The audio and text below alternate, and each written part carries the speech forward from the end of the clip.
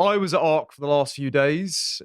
It was interesting, as was the Twitter response. It was quite demure, actually. So a lot of the press came early in May with National Conservative Conference. That really whipped the Guardian into particular further when Miriam Cates and Danny Kruger did extreme things like stand up and say, maybe we should have some kids and maybe you should stay with them.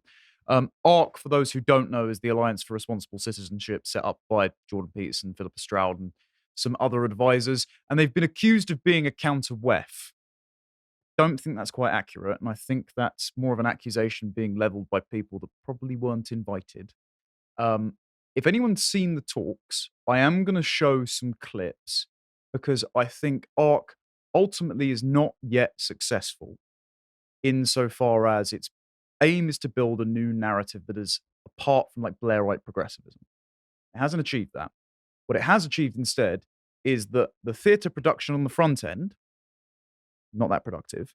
On the back end, the people that it's connecting, the people that it's making a kind of enmeshed social sphere of, ahead of when political circumstances fall in our favour, will be ready to sway the conversation then. And hopefully you'll understand what I mean as we go through, and just lobby questions at me if you have any.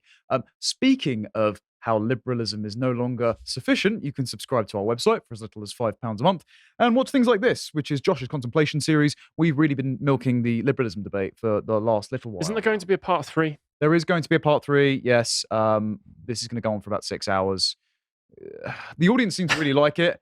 I think it's been getting some good engagement. Yeah, it's definitely a rigorous discussion. I think there are still more questions that need to be addressed, so we'll be recording that and putting it out sometime after our Halloween special. So keep an eye on that as well. But yeah, so this is the ARC website. As you can see, right off the bat, we will be watching a clip. Okay, I'm already out. I didn't really know anything about ARC. I only just heard about ARC basically at the beginning of this week or in the weeks leading up. Same here. Because you were going to it. All of a sudden, there was this massive forum going on that had people like Jordan Peterson and other familiar faces. Jonathan Pagao, I've seen you posting about. I don't know if that's you pronounce his name, but Pagao, I think it is. Pagao. All right. He's the likable version of Mark Ruffalo. Yeah, I already did, but it's lost me. It's thrown a progressive MLK quote at me. Well, they did have an MLK quote up on the wall. Right, so this is what I MLK was a true conservative. I know. I know we've already done the shill, but watch my video that's on the website about MLK to learn how everything to do with that narrative is a lie that has been fed to conservatives, and they have greedily gobbled it up so they can turn around and see, I'm not racist. I like one civil rights activist. You shouldn't. Yep. His speeches were written by communists. He was funded by communists. He wanted reparations and he wanted wealth redistribution.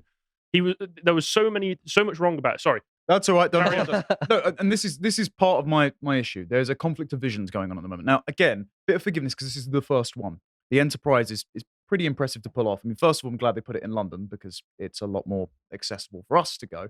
And there's a bit more of a dissident sphere that fall in line with our ideas percolating around England right now, because I think that we were the spearhead of liberalism and are manifesting most of its excesses. If you don't believe me, take a trip around Swindon anytime. And they put a lot of effort in. They invited, I think, there was about 15,000 people by the end of it, 400 of which were fairly young, fairly prominent social media faces to get the word out. And I think the divide is palpable between the boomer class, who believe in the long arc of history that bends towards justice, quote, that we've got on screen right now, and the younger people that have inherited that paradigm, don't feel particularly connected to it, feel that it's what Ayaan Hirsi Ali said, borrowing from Dennis Prager, a cut flower culture, of where, in abstract, without a religious foundation, modernity about 20 odd years ago, in the 90s at least, looked really pretty, but it's like it's in a vase, and without the roots, it withers and dies. And so either you replant the flower, or you take the seeds, allow the thing before to die off, and replant something new and allow it to grow from instead. And that's what the reactionary younger people were doing, whereas the containment mainly came from the prior paradigm and some of the people that they invited. Some of those people include Kevin McCarthy, who gave the second address. Yeah. What was really ironic as well is that the new speaker, whose name I've totally forgotten, he gave the third address. So immediately after Kevin McCarthy was the brand new House Speaker. Mike Johnson. Mike Johnson, that's it. Yes. Mike Johnson gave one down the line. It was his first ever address to anyone as US Speaker. Kevin McCarthy. How far did Kevin McCarthy get through before he had a senior moment and stopped and began dribbling on himself? No, you're thinking Mitch McConnell. Oh, Mitch McConnell, yeah. Yeah, no, Kevin McCarthy just kept bringing up the fact that, hey, sometimes it turns out I am a really good speaker. Right, guys? Why won't he call me back? Why won't he take me back? It was very bitter ex-girlfriend stuff. And it was spearheaded, and we'll get onto some of the other speakers just to run through them later, spearheaded by Philippa Stroud. Now, Philippa Stroud, Dame Philippa Stroud, was she Baroness? One of the two. Apologies. She was David Cameron's former special advisor, and she used to head up the Gartem Institute before they've decided to rebrand a little bit. And I'm going to play you a clip from her speech. It's only about a minute or so, just so we can get a tone. You're going to hate it, Harry, warning you, of what kicked off the conference and then where it went from there. Gentlemen, I have asked different ones of our advisory board why they committed to being involved with ARC. The overwhelming response I received was, this is a civilizational moment. There is a lot at stake. But also that we can't just wait for someone else to act. We all need to take responsibility. We all need to play our part in rebuilding a better world. If we don't act, who will? But we are also extraordinarily hopeful. We are convinced that decline is not inevitable, that there is a compelling, hope-filled vision for the future. We possess the knowledge that truth does exist and can be found, that foundations can be rebuilt, that people are valuable, and that the long arc of history bends towards justice. Hi folks, we've rolled out a new feature on the website, which is the ability to pay for an individual piece of content. So usually it's £5 a month every month to subscribe to all of the content on the website. But I appreciate there are going to be people who simply don't want to do that. They would be interested instead in purchasing a single piece of content for a lower amount, and they've got a particular niche that they're interested in watching. And so they don't want every single piece of content. They just want this one thing. So we've introduced this function where you can just simply purchase the one thing for £1.89, which I think is about $2.30 at the current exchange rates. And then that's just yours forever. So there's no sort of commitment there. There's no rolling subscription. It's just that one thing. So that's an option now that's on the website. It's completely live. It's completely available. And please go and enjoy it. And we'll see you all very soon. Now. So you shake your head there. I'm going to ask this question. Yes. How many current members of the Conservative government were attending? Okay. Ooh. So there was Michael Gove, who was speaking. Yep. Kimmy Badenoch, who was speaking. Okay. That's about it. All right. Not as many as Miriam Cates and Danny Kruger did events. Miriam Cates being the complete opposite to this. Because I am becoming increasingly frustrated with current members of the Conservative Party going to these kinds of events and making speeches where they go, we need to do something. We need to save Western civilization. It's like you have the power to do it. You are the ones in charge of the government. Yeah. So you actually do have that power, but you don't have the backbone to do it. You don't have the spine. You don't have the cojones to do anything about it. So it's really getting on my nerves. One of the main forces of frustration, and this is why I keep telling the audience, Kemi Badenoch is not your great savior. She did a panel. I sat through it. She was criticizing DEI and ESG initiatives on the grounds that they didn't achieve their purported aims. Not that the aims themselves were bad, but that they're one giant, great big distraction. And then she said, to combat intersectionality, because she referenced her debate with Kimberly Crenshaw, we need enlightenment, values, and liberalism. Direct quote. I need to return to 90s progressivism and not this degenerated progressivism that we're in now. Part of the problem is in the conflict of visions, there were plenty of people who were going, it's not that our enemies are on the wrong destination, it's just the speed and trajectory of travel.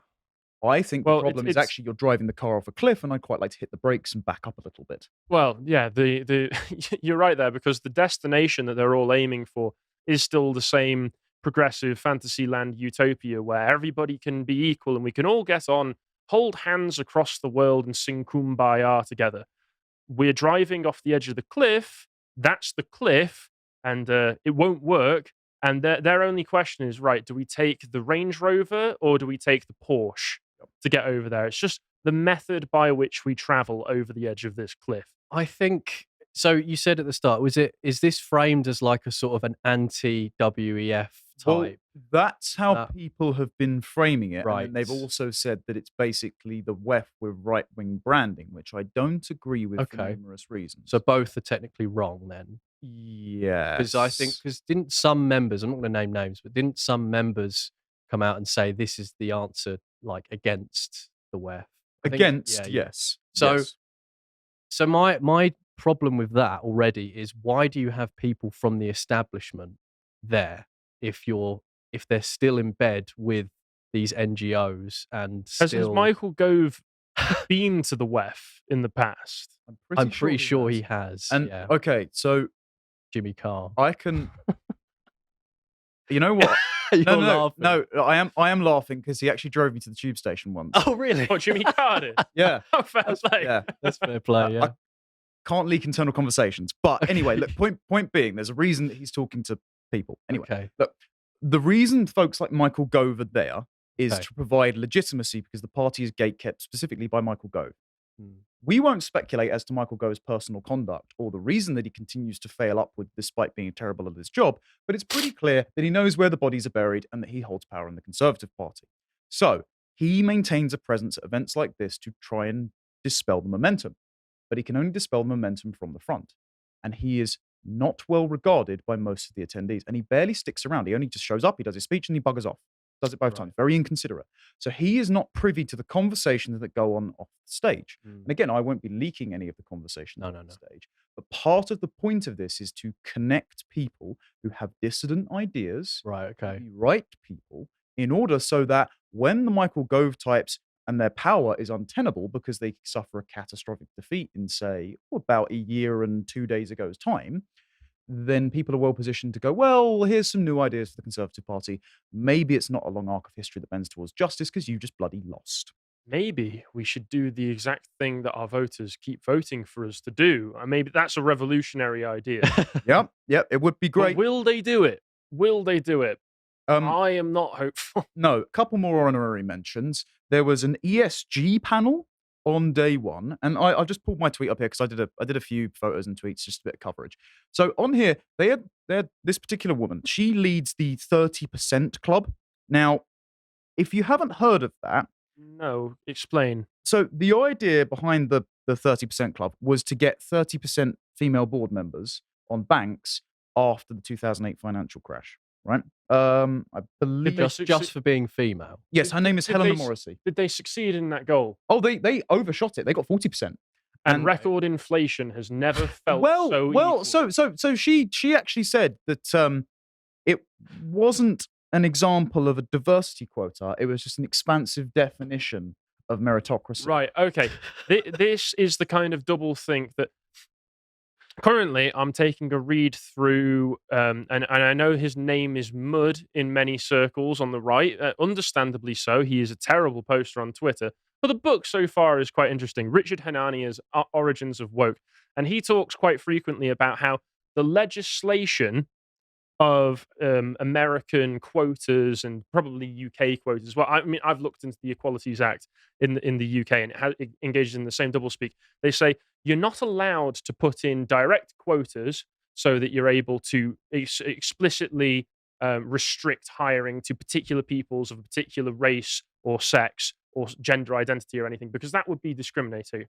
You can't do the explicit discrimination, but you can set targets. You can set these particular hiring practices. So it says in one breath, no, you can't set quotas because that would be discrimination, but you can do these other things which are the exact same discrimination, but sounds a bit better from a PR level. And that sounds like the kind of discussion that's going on. You're referring to clauses 158 and 159, which is essentially we will infer by any disparity that is disproportionate to the makeup of the population that discrimination has taken place. Mm-hmm. Because on the fundamental axiom that everyone is universal and equal and has the same capacity for human dignity, whatever woolly liberal idea is. Hang on. From there, we think that you will achieve equal outcomes if there is a level playing field. And if you don't achieve equal outcomes, therefore there is discrimination that takes place. So we have to step in. Yeah, they say explicitly that if in an even and even-handedly sorted hiring process, these would all even out to the sort of ratios that you would expect in the available hiring pool, in the available labor pool of the people of particular races, sex, and gender identities, and all sorts. But then they say no quotas. The problem is, okay, how are you supposed to make sure that you're hitting these? How are you supposed to know what the available demographics of the available labor pool are? Well, you need large compliance departments so that you're able to get all of this sorted, so you can have people being the bean counters, keeping track of all of it. And in the it's ridiculous. In the Equality Act guidelines that you can find on the UK's government website, it explicitly says you can set targets but not quotas. What is the practical difference between these things? It is the double speak, double think. It infuriates me. And the other point that was frustrating as well, that on the same panel, Terence Keeley, who's a former BlackRock advisor, and he's now gone somewhere. Very trustworthy man. Sorry, this is. I know. You're not selling it. No. Okay, right. Okay. We go through the depths, arc back up. All right. Okay, right. Point is, this was on the same panel as Vivek Ramaswamy, who was sitting down decrying ESGs in a very eloquent way. Yes, he was doing his presidential pitch, whatever. And Winston Marshall's dad, Paul Marshall, he was on the GB News board again. Recent Winston events. Marshall from Mumford and Sons. Yes. Yeah. So his dad was decrying the fact that technological changes in business have meant that all the business executives are distanced from the consequences of closing their factories due to globalization, so they've got no responsibility to the local communities, and that has to change. Very good ethic. Then Terence gets up on stage and says that, number one, Uber was a great example of creative destruction because it got rid of all of the local cab firms, consolidated it down for convenience. I mean, I think there's quite a few black cabbies. Uber. I swear there's a big controversy with Uber and black cab drivers and things like that. I think in London there's something to do with licensing with the black cab drivers, and they don't want Uber encroaching on their territory because it's something that's known to be part of London culture. Yeah. You have the black cabbies who know the entire city like the back of their hand. They also used to be able to undercut them on rates. Also, there were Uber riots in Paris. This is actually the first segment I did from joining this company, because they put agent provocateurs in there. So they paid people to fake protests. And let's not forget who some of the most prolific hirers of illegal labor tend to be. I was about to say the exact same thing. Also, the new Uber drivers, all the diversity flooding into communities to then create all the reasons to drive these cabs. Cultural change might be a bit of a concern, but the most frustrating thing he said was he was against ESGs because they weren't hitting the UN 17 Sustainable Development Goals fast enough or efficient enough. They're very wasteful, guys. No. What if I don't want to hit the Sustainable Development Goals that, for example, with UNAID said that children can consent to sex? What if I think that's a bad idea and don't want to do those? Well, the UN being the most supremely democratic organization that's ever existed, and you know they are because they say they are, and they wouldn't say they were if they weren't, has values that I do not align with. Likewise. And I don't think that I should be forced to live my life by the diktats of a load of self-appointed officials from foreign countries. Yeah, not great. If we can just go on to the next one, because my Stream Deck and my mouse is dead for some reason. Thank Lovely. you, Jack. Thanks very much. So I wanted to contrast all that. I wanted to contrast, for example, the former Prime Minister of Australia getting up and saying that he was really good friends with Blair and Bush and he agreed with them on foreign policy. And Catherine Burblesing getting up and talking about multiculturalism, how it actually works, because I'm a Kiwi and I'm also part Indian and all these things. Democracy, the political system, so popular you have to bomb people into it. Good point. Well made.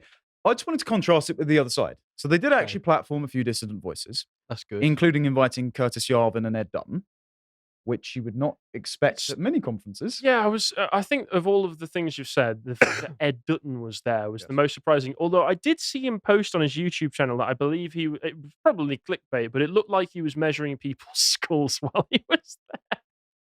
I didn't see any of that. Did he break any calipers out when you said hello to him? No, he didn't. Fortunately, probably. So he just eyeballed you. Well, there's none that fit my ears, I'm sure. To draw on a friend of the show, Mary Harrington, who we've interviewed before, go watch that. If we can just click play here, because the progress narrative is explicitly challenged, and it was a big bucket of cold water poured over after the first day. So if we can just hit play on that, please. Mary, you've written a fair bit about your dissatisfaction with a kind of mindless conception of progress. We heard progress celebrated as a concept this morning, but you're concerned about misapprehended progress, I suppose, and also about technological progress, technology being conflated with progress. That's right. We can just the technologies pause of that, the sexual please. revolution are the Right. Can we skip? And I know this is really boomering the tech here to 8:04. That'd be. But thank you very much, Jack. You're a lifesaver. Just to get her we're 50 answer years consolidated. into the transhumanist revolution. And we've been living in that world for all of that time. To me, if you look at how it's going, I have some questions about how well it's contributing to human flourishing at this point.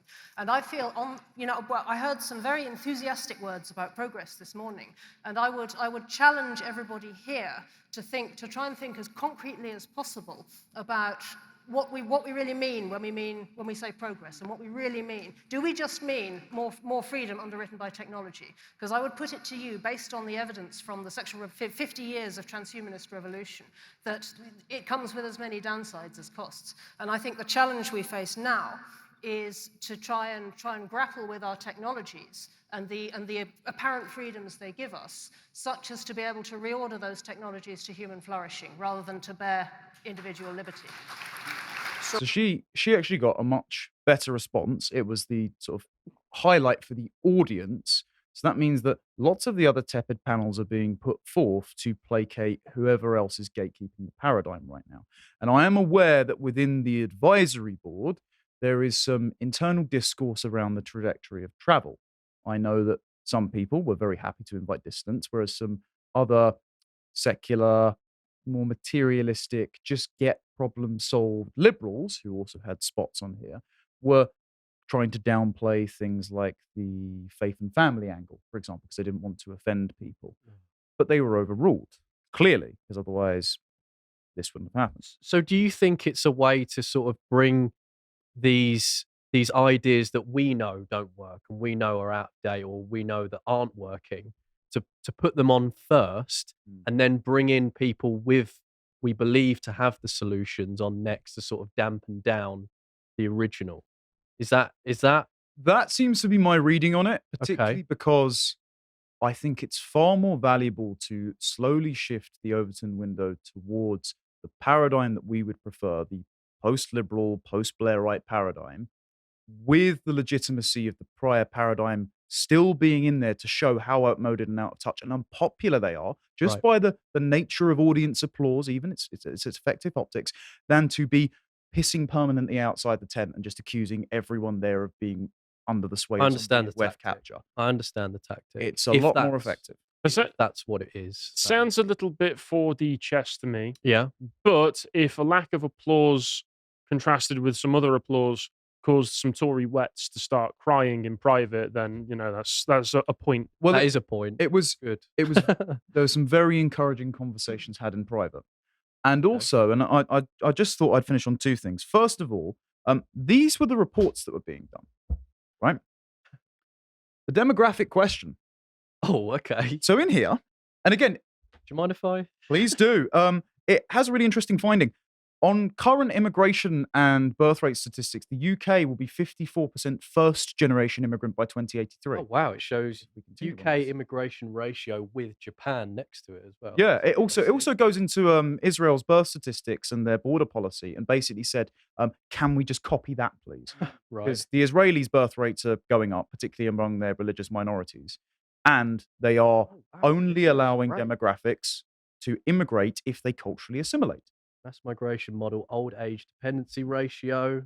It's first-gen migrants as percentage of population. Were there any conference discussions about that particular report? No, and this is part of the very strange problem in that there was not an actual panel discussion on migration despite producing an entire report on it. There were lots of You would expect it would be a massive focus. Obviously, family is part of demographics because you want to, I've already flipped through it. Thank you. You want to be able to encourage your own native population to have children and to put them into a sphere where they're comfortably able to afford it as well. But you can't really address that question without, in my opinion, talking about the mass demographic importing of foreigners into the country. that you can't really have one discussion without the other if you want to solve the problems that it's causing. It was raised informally by a couple of attendees, notably friend of the show, Miriam Cates, best MP in Parliament, who turned around and said, well, we do need to revitalise our domestic birth rates, otherwise we're going to have total system collapse, you're going to leave people bereft of meaning, we're not going to have any cultural continuity, and so we need tax breaks and to ensure mums can stay at home and all this sorts of stuff. But there was no formal discussion of immigration, which was majorly lacking. It was specifically at NatCon, though. And NatCon and ARC have some overlapping organisers. And the interesting thing that's going to happen with ARC is that NatCon's probably going to be next year. There won't be an ARC next year. It's going to be after the American and UK elections. And I think the reason for that is the political soil will be very fertile for a new paradigm to be planted. Because when the Conservatives suffer a staggering defeat, they're going to be scrounging for answers. And who are they going to turn to? Well, you could do a lot worse than all of the smart people Jordan Peterson gets in one room, particularly with the popular politicians who all get rounds of applause versus the ones that led them to defeat.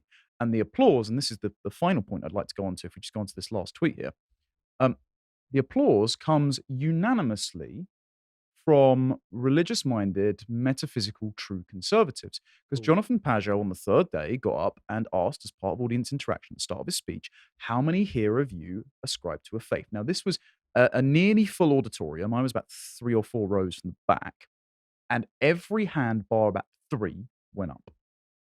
Now, that's very different.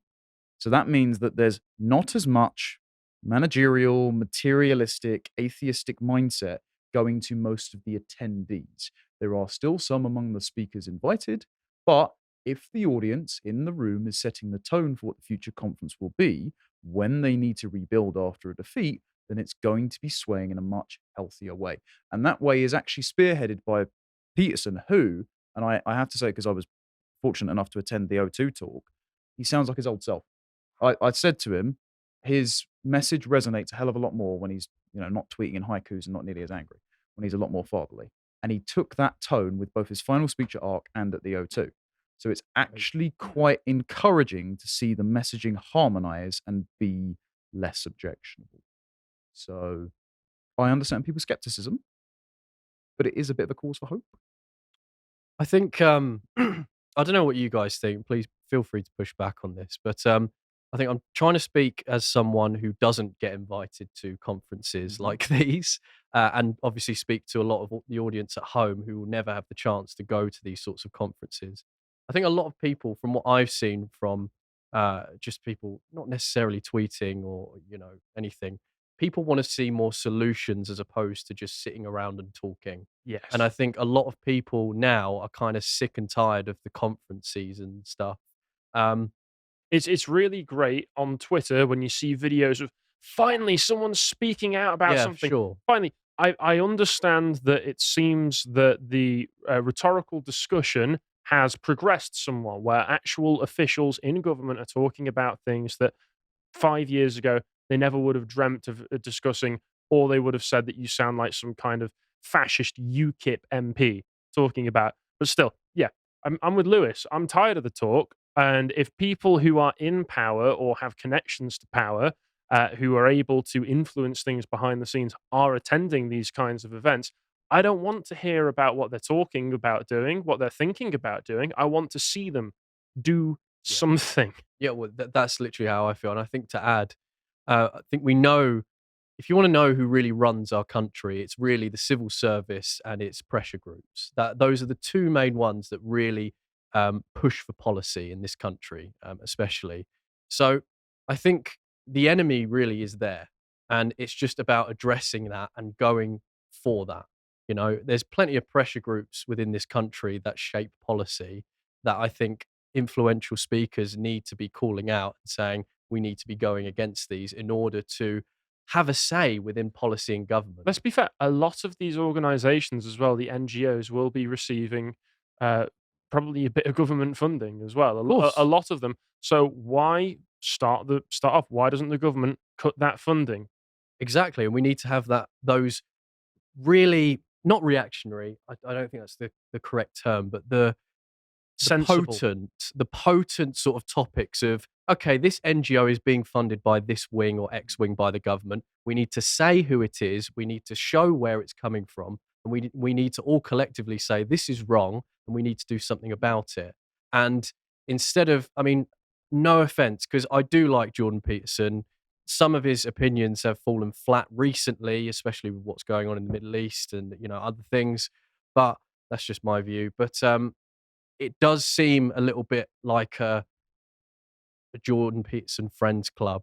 I mean, that might be a bit too harsh, and I might regret saying that. But I think we just need solutions, and I think more people demand solutions now. Yeah, to echo what you're saying there, it feels like a big club that people like myself and Lewis are not invited to. It's interesting that Ed Dutton was there. I wonder if they had him there, honestly, just for novelty value, because I really like Ed, and he's written some very interesting and very useful books, but he is a bit of a strange individual.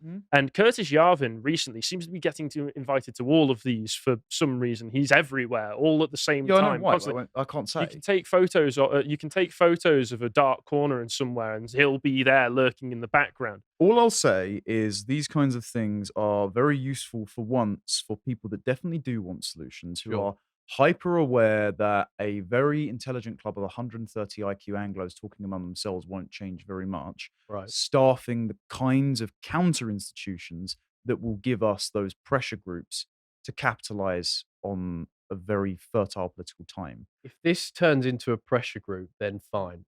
Absolutely fine. The problem is I'm seeing a lot of establishment heads in there, so I think I'm, excuse the phrase, pissing in the wind. If I think that it might turn into a full-on pressure group to sort out the government legislation. There are causes to be cynical, don't get me wrong, as I've presented with, but I would encourage people not to poo-poo it as just an attempt to marginalize and capture the right. I mean, for example, the producer of The Sound of Freedom that's now running as Mexican president went on to talk about child trafficking and ending that globally. You're not going to get that at the WEF because plenty of them are Jeffrey Epstein's clientele, I'm sure. Yes, at the moment, we're in a very slow paradigm to change, and it's frustrating to again see Michael Gove speak, but it is frustrating to see him at Jimmy all. Carr walking around, keeping morale up. Yeah, let's see what happens in 2025 after the Tories have delivered probably an inevitable stonking defeat, and see if the long arc of history doesn't quite bend towards the injustice we've felt so far. If you appreciated that episode from the podcast of the Lotus Eaters, you can go to lotuseaters.com to get access to all the premium content that's on the site, such as the Contemplations series, this episode on the debate about liberalism, part 2. If you'd like to find out what else is being put out, you can follow on Twitter at lotuseaters_com on Twitter. Thank you and goodbye.